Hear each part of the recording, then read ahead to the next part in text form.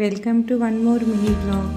సినిమాలో ఏదైనా స్పాట్ ఇలా చేశారు, హీరోయిన్ ఇలా చేసింది, హీరో ఇలా చేశారు అంటే మనకు చాలా యాంగ్జైటీగా ఉంటుంది కదా ఆ స్పాట్ చూడడానికి. సో అలాగే రంగస్థలంలో సమంత బోర్ కొట్టే సీన్ ఒకటి ఉంటుంది కదండి, ఆ సీన్ జరిగింది ఇక్కడే అంట. ఇప్పుడైతే చాలా ముళ్ళు చాలా అంటే వెళ్ళడానికి కొంచెం కష్టంగానే ఉంది, అయినా కూడా వెళ్ళి ఊరికి అలా షూట్ చేశాను అనమాట. దెన్ బట్టలు ఉతికే సీన్ ఒకటి ఉంటుంది కదా రేవు దగ్గర, అది కూడా ఇక్కడే అంత జరిగింది. ఎంత ఇంట్రెస్టింగ్గా వచ్చిన వాళ్ళందరూ సమంత ఇక్కడే బోరు కొట్టిందంట, సమంత ఇక్కడే బట్టలు ఉతికిందంట అని చెప్పి చాలా యాంగ్జైటీగా చూస్తున్నారు అనమాట అన్ని స్పాట్స్ని కూడా.